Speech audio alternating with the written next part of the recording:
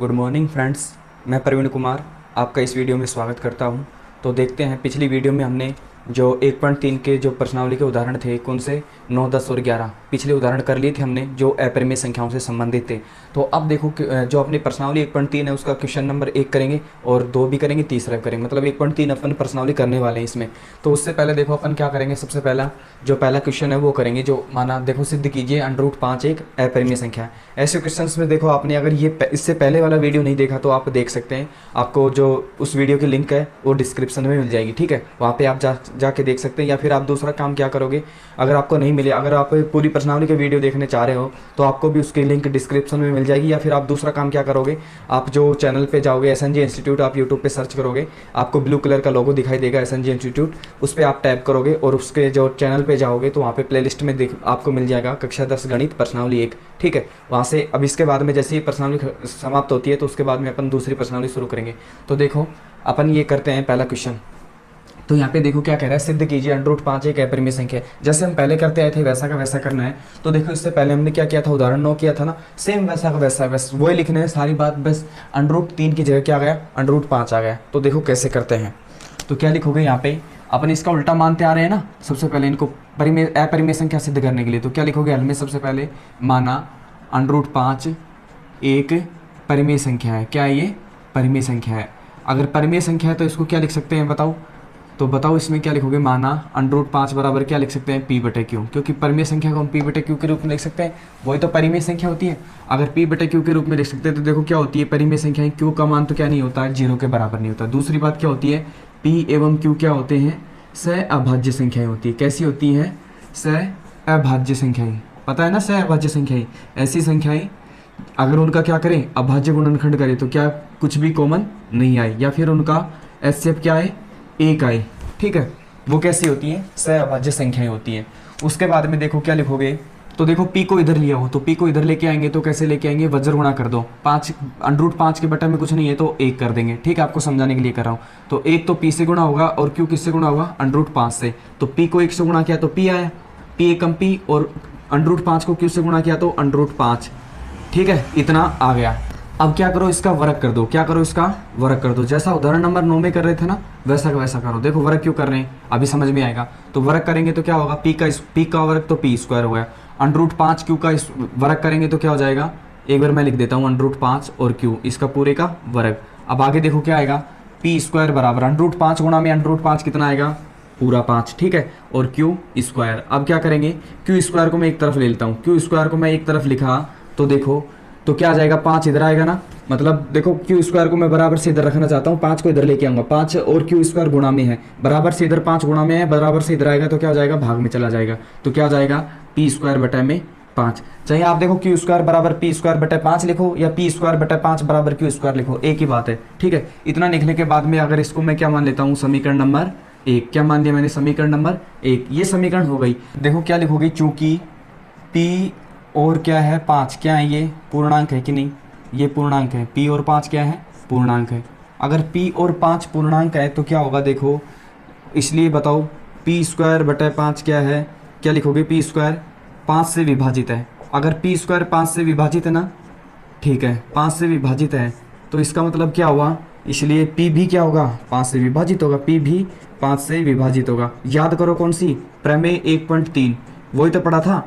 यदि m P² को विभाजित करेगा तो P किससे विभाजित होगा, m से विभाजित होगा, P क्या होगा, 5 से भी विभाजित होगा। उसके बाद में क्या लिखेंगे अपन, तो क्या लिखोगे, माना P/5, P/5 बराबर मैं क्या मान लेता हूँ, इसको K1 मान लेता हूँ। क्या मान लिया, K1 मान लिया। अब यहाँ पे देखो P बराबर क्या लिखूँ मैं, P बराबर क्या आ जाएगा, 5K1। मैंने क्या कर दिया, इसका वज्र गुणा कर दिया, क्या कर दिया, वज्र गुणा कर दिया, ठीक है। वज्र गुणा कैसे करते हैं, K1 के बटे में कुछ नहीं है तो 1 कर दिया, K1 5K1 तो 5K1 तो गुणा होगा और P और 1 क्या होगा, गुणा होगा, P एकम P और 5K1, इतना लिख दिया। इसको हम दे देंगे समीकरण नंबर 2। ये समीकरण नंबर कौन सी हो गई, 2 गई। उसके बाद में देखो अपन क्या करेंगे, वापस से जो समीकरण 2 का मान है ना, P बराबर 5K1 आया तो समीकरण 1 में रख देंगे, जहाँ पे P का मान है ना उसकी जगह क्या रख देंगे, 5K1। तो क्या लिखोगे, समीकरण 1 में समीकरण 2 का मान रखने पर, समीकरण 2 का मान रखने पर, समीकरण 2 का मान रखो, कैसे रखोगे, देखो तो क्या है यहाँ पे समीकरण 1 में क्यू स्क्वायर बराबर क्या है, आगे पी स्क्वायर है ना, पी स्क्वायर की जगह पहले पी का मान रखो 5k1, 5k1 इसका स्क्वायर बटा में क्या लिखोगे 5, क्या लिखोगे 5। आगे हल करो इसको, क्यू स्क्वायर का तो क्यू स्क्वायर बराबर में देखो 5k1 का होल स्क्वायर मतलब 5 का स्क्वायर और k1 का स्क्वायर, तो क्या लिखोगे 5 का स्क्वायर तो मतलब 5 गुणा का 5 कितना आया 25, k1 का स्क्वायर मतलब k1 का स्क्वायर और बटा में कितना है 5, ये कट रहा है पहले काट दो, 5 एकम 5 पचम 25, तो कितना आया हमारे पास में क्यू स्क्वायर बराबर कितना आएगा 5k1 का स्क्वायर, 5k1 का स्क्वायर। तो देखो इसको वापस से लिखता हूँ मैं, क्यू स्क्वायर बराबर 5k1 स्क्वायर है, या फिर मैं इसको वैसे का वैसे भी तो लिख सकता हूँ 5k1 का स्क्वायर बराबर क्या लिख दिया मैंने क्यू स्क्वायर, ठीक है। अब यहाँ पे देखो 5k1 स्क्वायर बराबर क्यू स्क्वायर, या दोनों एक ही बात है। अब मैं क्या कर रहा हूँ 5 को उधर भेज रहा हूँ, k1 स्क्वायर या इधर रख रहा हूँ, तो k1 का स्क्वायर बराबर 5 इधर गुणा में है बराबर से, तो उधर जाएगा तो बराबर से किस में हो जाएगा भाग में हो जाएगा, क्यू स्क्वायर बटा में 5 इतना आया। इतना आने के बाद में देखो यहाँ पे किसका मान आ गया k1 का स्क्वायर का मान आ गया, क्या है क्यू स्क्वायर बटा में 5, तो इसको मान लो समीकरण नंबर 3, क्या मानोगे समीकरण नंबर 3। अब यहाँ पे देखो आगे कैसे करेंगे, यहाँ पे देखो क्यू स्क्वायर और 5 क्या है पूर्णांक है, क्या लिखोगे क्यू स्क्वायर क्या लिखोगे यहाँ, या फिर चूंकि लिख लो, चूंकि क्यू स्क्वायर एवं 5 क्या है पूर्णांक है, क्या है पूर्णांक है। और देखो इसलिए देखो पी स्क्वायर किससे विभाजित है 5 से विभाजित है या भाज्य है, ठीक है। तो क्या होगा पी भी किससे होगा 5 से विभाजित होगा, पी भी 5 से भाज्य होगा या विभाजित होगा, ठीक है। इतना लिखने के बाद में क्या करेंगे अपन, तो क्या लिखोगे माना अगर क्यू स्क्वायर 5 से विभाजित है तो क्यू 5 से विभाजित होगा, क्या लिखोगे क्यू बटे में 5 बराबर क्या लिखोगे k2 मान लो, इसको मैं क्या मान लिया k2 मान लिया। आगे देखो क्यू को एक तरफ रख लो, तो क्यू बराबर क्या आएगा 5k2, ठीक है 5k2। देखो 5 क्या होगा इससे वज्र गुणा हो जाएगा, इसके बेटा में कुछ नहीं है, क्यू तो 1 से गुणा हो जाएगा, 5k2 से गुणा हो जाएगा, 5k2 से गुणा हो गया, क्यू एकम क्यू हो गया, इतना हो गया। इसको समीकरण नंबर क्या मानेंगे, इसको समीकरण नंबर मान लिया हमने कौन सी 4 नंबर। तो देखो समीकरण कौन कौन सी, समीकरण 2 क्या कह रही है p बराबर 5k1 और समीकरण 4 कह रही है q बराबर 5k2। एक बार देखो समीकरण कौन कौन सी से 2 व 4 से, समीकरण 2 व 4 देखो क्या कह रही है, समीकरण 2 तो हमारे पास में है p बराबर 5k1 और समीकरण 4 क्या कह रही है q बराबर 5k2।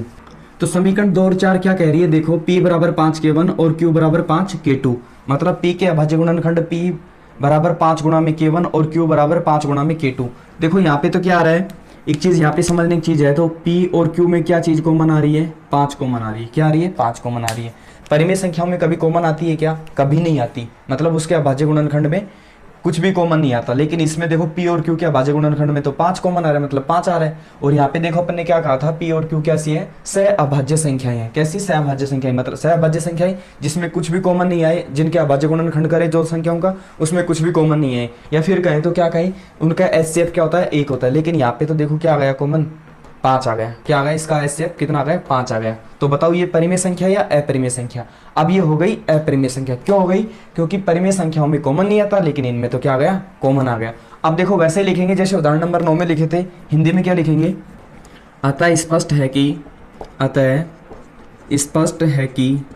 क्या 5 है ना, 5 किस किस का p एवं q का क्या है उभयनिष्ठ गुणनखंड है, क्या है उभयनिष्ठ गुणनखंड है, कौन है 5, ठीक है 5 आ गया, इसका कॉमन आ गया, तो क्या लिखोगे इसलिए p एवं q कैसी संख्याएं हैं सहअभाज्य संख्याएं हैं या नहीं है, सहअभाज्य संख्याएं नहीं है। क्यों नहीं है, क्योंकि इसमें क्या आ गया कॉमन आ गया, p एवं q सहअभाज्य संख्याएं हैं। तो क्या लिखोगे अतः हमारा हल क्या हो गया गलत हो गया, हमारा हल क्या हो गया गलत हो गया। क्यों हो गया, क्योंकि इसमें तो कॉमन आ गया। तो क्या लिखोगे इसलिए क्या √5 एक परिमेय संख्या है, अपरिमेय संख्या है, क्या है अपरिमेय संख्या है। कैसे है एक बार दोबारा देखो, तो यहाँ पे देखो ध्यान देने की बात ये की चीज़ है, इसमें देखो मेन चीज़ क्या है, यहाँ पे √5 को सबसे पहले p बटे q मतलब परिमेय संख्या मानेंगे, लेकिन p और q कैसी होती है, सह अभाज्य संख्या होती है। परिमेय संख्याओं में ये शर्त होती है, तभी ये परिमेय संख्या होगी, मतलब उसमें कुछ भी कॉमन नहीं आए। जैसे 4/5 है, 5/4, उसमें अभाज्य गुणनखंड करेंगे कुछ भी कॉमन नहीं आएगा। उसके बाद में देखो हमने क्या किया, पक्षांतर कर लिया, p बराबर 5 क्यों लिख दिया, फिर वर्ग कर दिया, वर्ग करने के बाद में हमने क्या लिख दिया, q स्क्वायर को एक तरफ रख लिया, बाकी को उधर रख लिया। q स्क्वायर को एक तरफ रख लिया तो यहाँ पे देखो p और 5 कैसे हैं, पूर्णांक है। अगर p और 5 पूर्णांक है तो p स्क्वायर बटा 5 भी क्या होगा, एक पूर्णांक संख्या आएगी। क्या आएगी, पूर्णांक संख्या आएगी। जब देखो यहाँ पे अगर मैं क्या करूँ, पूर्णांक संख्या जैसे मैंने ले ली 2, क्या ले ली 2, और एक क्या ले ली 5, एक क्या ले ली 5, ठीक है, एक 2 ले ली, एक 5 ले ली। अब इसका क्या करें, देखो सबसे पहले तो इसको जोड़ो, 2 + 5 कितना आ गया 7, मतलब पूर्णांक संख्या ही जोड़ने पर। दूसरा क्या करूँ, घटाने पर। अब जैसे 2 - 5 कर दिया मैंने, कितना आया -3, -3 भी क्या है, पूर्णांक संख्या। अब तीसरा देखो क्या करें अपन, क्या करें, गुणा करें, 2 × 5 कितना आ गया 10 आ गया, 10 भी क्या है, पूर्णांक संख्या। उसके बाद में चौथा करें, क्या आएगा 2/5, ये कैसी है, परिमेय संख्या। कैसी है, परिमेय संख्या है, बिल्कुल ऐसा कैसा ये है। तो देखो अगर p क्या है, p और 5 क्या है, पूर्णांक है, तो p स्क्वायर 5 से विभाजित है, तो p भी क्या होगा, 5 से विभाजित होगा। उसमें क्या मानेंगे फिर उसके बाद में, p/5 क्या मान लिया हमने, k1 मान लिया। क्या मान लिया, k1 मान लिया। इतना मान लिया, k1 माना तो p को मैंने एक तरफ रख लिया, 5 k1 को उधर रख दिया, p बराबर 5 k1 आ गया। इसको समीकरण नंबर 2। अब देखो समीकरण 1 में समीकरण 2 का मान रख देंगे, p की जगह यहाँ पे p बराबर 5 k1, मतलब इस p की जगह क्या रख देंगे, 5 k1 रख देंगे। 5 k1 रखने के बाद में देखो यहाँ पे इतना रखने के बाद में अपन गुणा भाग जो अपने को सरल करना होता है सरल कर लेंगे। यहाँ पे आ गया q स्क्वायर बराबर 5 k1। अब यहाँ पे देखो 5 k1 बराबर q स्क्वायर लिख दो, इसको और इसको कुछ फर्क नहीं है, ठीक है। 4 बराबर 5 लिखो या 5 बराबर 4 लिखो, एक ही बात है। k1 बराबर मैंने इतना लिख दिया, ठीक है। ये ऐसे किया क्योंकि k1 बराबर लिखने के लिए। अब यहाँ पे देखो q स्क्वायर, वापस से ये वाली बात आ गई ना, वापस से ये वाली q स्क्वायर बटा में 5, तो यहाँ पे क्या आ गया, q स्क्वायर एवं 5 कैसी हैं, पूर्णांक संख्याएं हैं। अगर ये पूर्णांक संख्या है तो p स्क्वायर किससे विभाजित है, 5 से विभाजित है, और p भी क्या होगा, 5 से विभाजित होगा। लेकिन अब देखो अपन क्या मान ले, q बटा में 5 क्या मान लिया मैंने, k2 मान लिया। तो क्या मैंने q का मान एक तरफ रख दिया, q बराबर क्या आएगा, 5 k2 आ गया। अब समीकरण 2 और 4 देखो क्या कह रही है, समीकरण 2 तो कह रही है p बराबर 5 k1, p बराबर 5 k1, और समीकरण 4 क्या कह रही है, q बराबर 5 k2। अब यहाँ पे देखो p और q के अभाज्य गुणनखंड में कुछ कॉमन आ रहा है क्या, देखो अब की बार 5 कॉमन आ गया। अगर 5 कॉमन आ गया तो इसका मतलब कैसी है, ये सह अभाज्य संख्या है नहीं। अगर सह अभाज्य संख्या नहीं है, इसका मतलब कैसी है, ये तो कैसी है, अपरिमेय संख्या है। कैसी है, अपरिमेय संख्या। तो क्या लिखोगे, अतः स्पष्ट है कि 5 क्या है, p एवं q का क्या है, उभयनिष्ठ गुणनखंड है। p एवं q कैसी है, सह अभाज्य संख्याएं नहीं है। कैसी है, सह अभाज्य संख्याएं नहीं है, ठीक है। सह अभाज्य संख्या नहीं है तो क्या हो गया, हमारा उत्तर क्या हो गया, गलत हो गया। इसलिए √5 क्या है, एक अपरिमेय संख्या है। चलो अब करते हैं क्वेश्चन नंबर 2। तो देखो करते हैं क्वेश्चन नंबर 2, क्या कह रहा है आपके बार, सिद्ध कीजिए कि 3 + 2 √5 क्या है, एक अपरिमेय संख्याएं हैं। कैसी है, अपरिमेय संख्या है। इसको हल करने के लिए देखो ये थोड़ा सा कुछ बस नहीं, इसमें थोड़ा मिक्सअप ज़्यादा आ गया, लेकिन है क्या, बिल्कुल सरल तरीका है। देखो कैसे करेंगे, सबसे पहले क्या लिखोगे, माना, हल में क्या लिखोगे, माना क्या 3 + में 2 √5 कैसी है, एक परिमेय संख्या। क्या है, ये एक परिमेय संख्या है, ठीक है। अगर परिमेय संख्या है तो इसको कैसे लिख सकते हो, परिमेय संख्या है तो मतलब माना क्या लिखोगे, 3 + में 2 √5 बराबर क्या लिख सकते हैं, इसको p बटे q के रूप में लिख सकते हैं ना, परिमेय संख्या है तो ठीक है। अब क्या लिखोगे, जहाँ पे क्या q का मान तो 0 नहीं है, और क्या है, p एवं q क्या है, सह अभाज्य संख्याएं हैं। कैसी है, सह अभाज्य संख्याएं हैं, सह अभाज्य संख्याएं हैं। सह अभाज्य संख्याएं मतलब p और q का अभाज्य गुणनखंड करे तो कुछ भी कॉमन नहीं आए, मतलब ऐसे आप एक आए।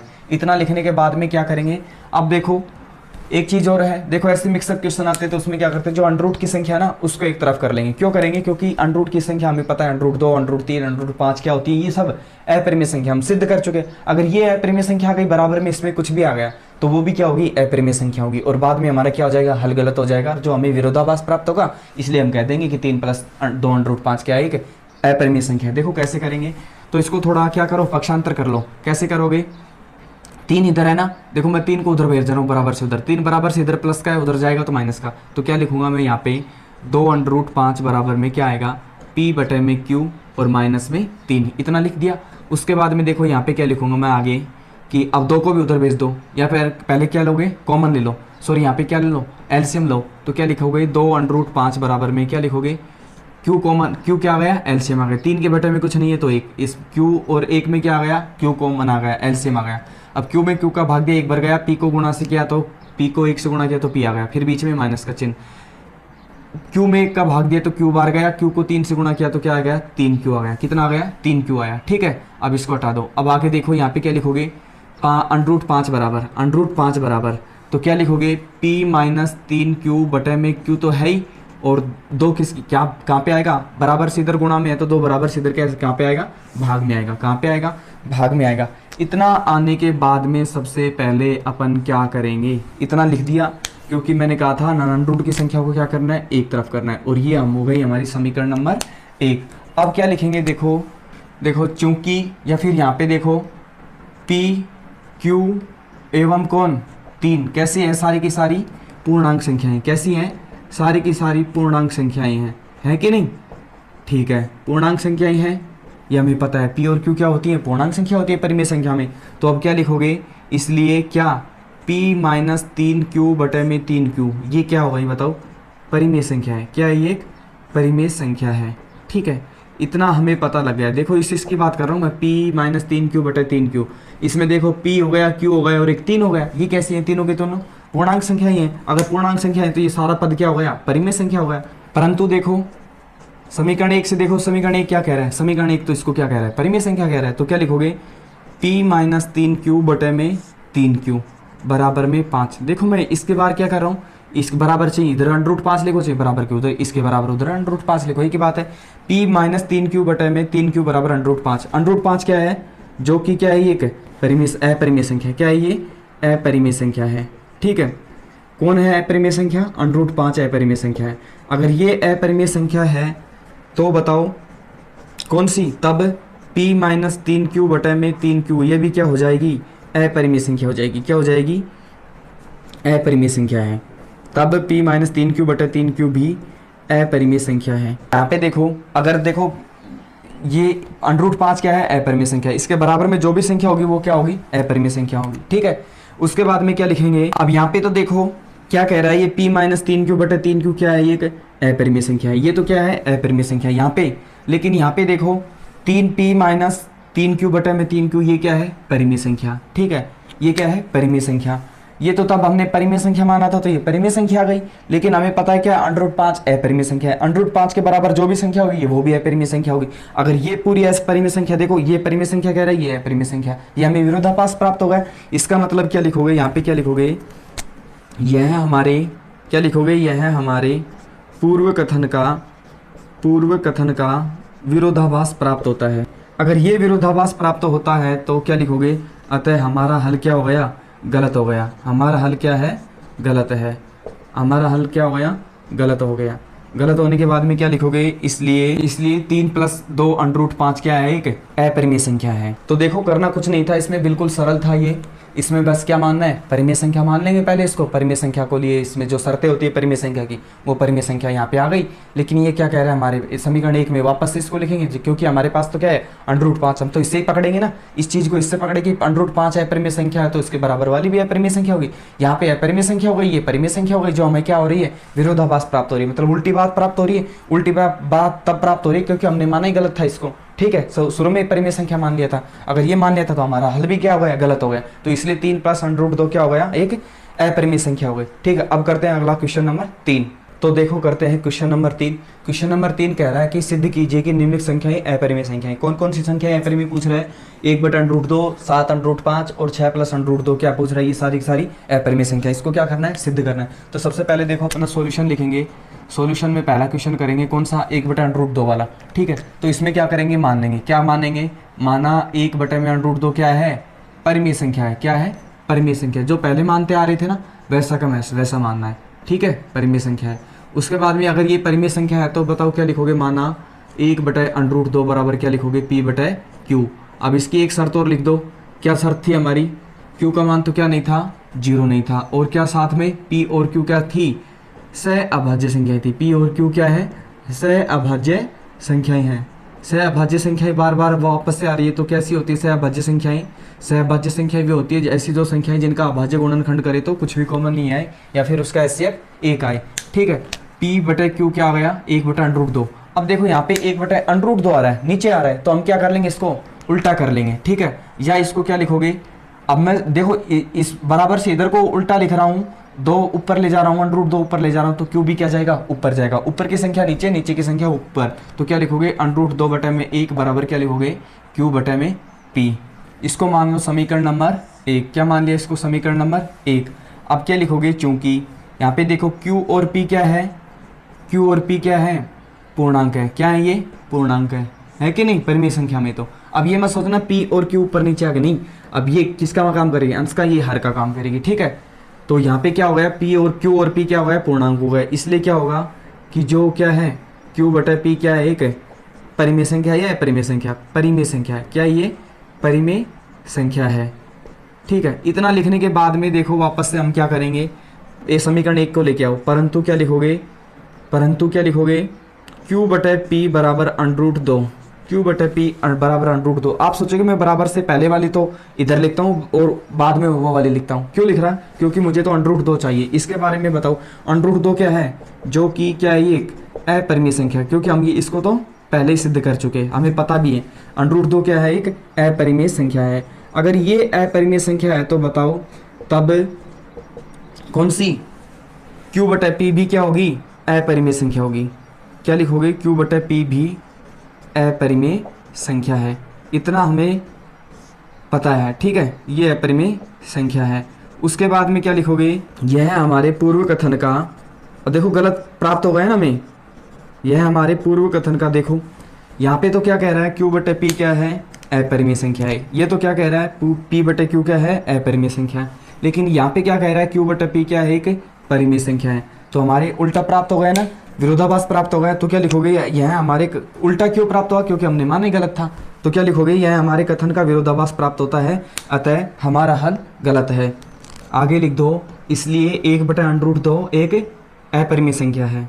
यहाँ पे देखो क्वेश्चन नंबर 2 क्या है, 7 अंडर रूट 5, इसको क्या करना है, सिद्ध करना है, किसके बराबर में, अपरिमेय संख्या सिद्ध करना है। तो क्या लिखोगे, इसके सॉल्यूशन में क्या लिखोगे, यहाँ पे देखो क्या लिखोगे, माना, क्या लिखोगे, माना 7 अंडर रूट 5 क्या है, एक अपरिमेय संख्या है। क्या है, एक सॉरी क्या है, ये परिमेय संख्या है। क्या है, परिमेय संख्या है। ये क्या कर रहे हैं, अपन मान रहे हैं। अगर ये परिमेय संख्या है तो बताओ क्या लिखोगे, इसको किसके रूप में लिख सकते हैं, माना 7 अंडर रूट 5 बराबर क्या लिख देंगे, पी बटे में क्यू। इतना लिख सकते हैं क्या। इतना लिखने के बाद में यहाँ पे क्या लिखोगे, क्यू का मान क्या नहीं है, 0 नहीं है, और साथ में क्या है, पी एवं क्यू क्या है, सह अभाज्य संख्याएं। अब क्या करेंगे, वापस से देखो 7 अंडर रूट 5 बराबर पी बटे क्यू आ गया, और वो पी और क्यू क्या है, सह अभाज्य संख्याएं, और क्यू का मान 0 नहीं है। अब क्या करेंगे, अंडर रूट 5 को एक तरफ ले आओ और बाकी सारे को उधर भेज दो। तो अंडर रूट 5 बराबर मैं सीधा ही लिख दूँ पी बटे क्यू, पी बटे क्यू 7, देखो इधर क्या है, गुणा में है, और उधर जाएगा तो बराबर से उधर जाएगा तो भाग में आ गया, ठीक है। अंडर रूट 5 बराबर पी बटे में 7 क्यू। अब इसको क्या मान लेते हैं, समीकरण नंबर 1। क्या मान लेते हैं इसको, समीकरण नंबर 1। ये समीकरण नंबर 1 हो गई।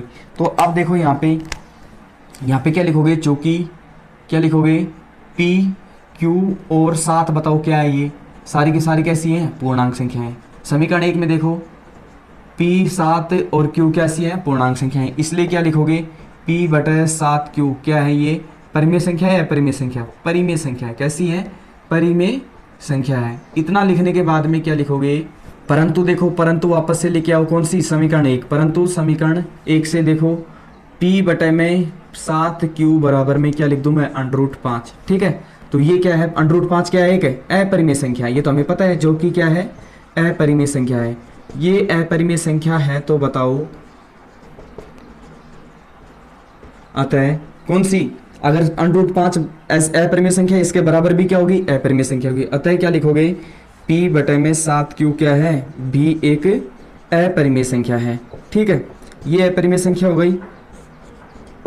उसके बाद में देखो क्या लिखेंगे, अब यहाँ पे ये अपरिमेय संख्या हो गई। देखो हमें दो चीज प्राप्त हो गई, यहाँ पे तो कह रहा है P बटे 7 Q एक अपरिमेय संख्या है, यहाँ पे कह रहा है P बटे 7 Q क्या है, एक परिमेय संख्या है। इसका मतलब ये क्यों आई, क्योंकि हमने गलत माना था, तो इसलिए ये परिमेय संख्या आई।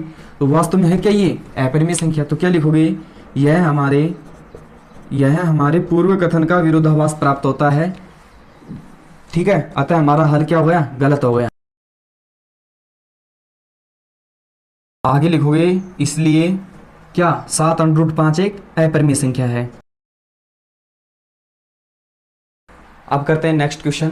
जो हमारा बच गया लास्ट तीसरे का थर्ड, 6 प्लस में √2 क्या है, इसको भी सिद्ध करना है अपरिमेय संख्या। चलो अब करते हैं तीसरे का थर्ड क्वेश्चन, जो क्या कह रहा है 6 प्लस में √2 क्या है, एक अपरिमेय संख्या है। इससे पहले देखो अपने एग्जाम्पल नंबर कौन सा किया था, 10 किया था, ठीक है। उसमें क्या पूछ रहा था, वैसा का वैसा है। देखो इसके बीच में क्या था, वहाँ पे माइनस था, लेकिन वैसे की वैसी संख्या से कुछ मतलब नहीं है। देखो चिन्ह भी देखो प्लस माइनस हो, कुछ नहीं होता, बाकी तरीका वही है। तो देखो सेम है, तो सबसे पहले क्या मानेंगे इसको, तो क्या लिखोगे, माना 6 प्लस में √2 क्या है, एक परिमेय संख्या है। इतना लिखने के बाद में क्या लिखोगे, माना अगर ये परिमेय संख्या है तो 6 प्लस में √2 बराबर क्या है, ये P/Q के रूप में। अब लिख दो क्या, Q का मान क्या नहीं है, 0 नहीं है। साथ में क्या है, P एवं Q क्या है, सहअभाज्य संख्या। P एवं Q क्या है, सहअभाज्य संख्याएं हैं। P एवं Q क्या है, सहअभाज्य संख्याएं हैं, ठीक है। P एवं Q सहअभाज्य संख्याएं हो गई। उसके बाद में देखो क्या लिखोगे, मैंने कहा था आप क्या करेंगे, √2 को एक तरफ लिया, बाकी को उस तरफ भेज दो। तो √2 बराबर क्या आ जाएगा, P/Q। 6 है ना, इधर किसका है, प्लस का, उधर जाएगा तो माइनस का 6, ठीक है। आगे क्या लिखोगे, देखो इसमें एलसीएम आ रहा है, तो क्या लिखोगे, √2 बराबर, ठीक है। यहाँ पे Q और 1 में क्या कॉमन आ रहा है, Q कॉमन आ रहा है, ठीक है। अब Q में Q का भाग दिया, एक बार गया, 1 को किससे गुणा किया, P से गुणा किया, तो क्या आ गया, P आ गया, माइनस, माइनस का चिन्ह माइनस। अब Q में 1 का भाग दिया तो Q बार गया, Q को 6 से गुणा किया तो क्या आ गया, 6Q आ गया, ठीक है। अब ये हमारी कौन सी बन गई, समीकरण नंबर 1। क्या है ये समीकरण नंबर, ये समीकरण नंबर 1 हो गई। अब यहाँ पे देखो, अब यहाँ पे देखो, चूंकि क्या देखोगे यहाँ पे P Q और यहाँ पे देखो 6, P Q और ये वाला Q भी एक ही Q है और एक 6। बताओ ये सारे के सारे कैसे हैं, पूर्णांक है। क्यों, क्योंकि ये परिमेय संख्याएं होती है ना, हमें पता है। तो जिसको अंश और हर के रूप में P/Q के रूप में लिख सकते हैं, परिमेय संख्या होती है, पूर्णांक है सारे के सारे। P Q और 6 क्या है, पूर्णांक है। तो क्या लिखोगे, इसलिए क्या P - 6Q/Q क्या है, ये एक परिमेय संख्या, क्या ये एक परिमेय संख्या है, ठीक है। लेकिन वापस से देखो एक चीज़, वापस हमें तो यहाँ तो पता लग गया P - 6Q/Q एक परिमेय संख्या है। अब लेकिन वापस से क्या लिखोगे, परंतु समीकरण 1 से, वापस समीकरण 1 को लेके आओ, परंतु समीकरण 1 से। समीकरण 1 वापस से देखो क्या कह रही है कि √2 बराबर P - 6Q/Q, या फिर मैं क्या लिख सकता हूँ, P - 6Q/Q बराबर में क्या लिख सकता हूँ, √2, ठीक है। अब यहाँ पे बताओ देख के कि √2 क्या है, अपरिमेय संख्या है। क्या लिखोगे, जो कि अपरिमेय संख्या है, जो कि अपरिमेय संख्या है। कौन है, √2 अपरिमेय संख्या है। अगर ये अपरिमेय संख्या है तो बताओ कौन सी होगी बाकी, जो क्या लिखोगे, अतः कौन सी, अगर ये √2 अपरिमेय संख्या है तो इसके बराबर वाली संख्या भी क्या होगी, अपरिमेय लिखो, अपरिमेय संख्या होगी। तो क्या लिखोगे, P - 6Q/Q, ये भी क्या है, एक अपरिमेय संख्या है। क्या लिखोगे, भी एक अपरिमेय संख्या है, ठीक है। अब हमें पता लग गया कि ये क्या है, अपरिमेय संख्या है। परंतु देखो यहाँ पे दो चीज़ प्राप्त हो रही है हमें। तो यहाँ पे तो कह रहा है कि P - 6Q/Q क्या है, एक अपरिमेय संख्या है। लेकिन यहाँ पे देखो P - 6Q/Q क्या है, एक परिमेय संख्या है। हमें उल्टा प्राप्त हो गया ना, ये मतलब विरोधाभास प्राप्त हो रहा है ना, एक दूसरे का उल्टा। ये उल्टा क्यों प्राप्त हो, क्योंकि हमने गलत माना था। तो क्या लिखोगे यहाँ पे, यह हमारे पूर्व कथन का विरोधाभास प्राप्त हो रहा है, अतः हमारा हल गलत है।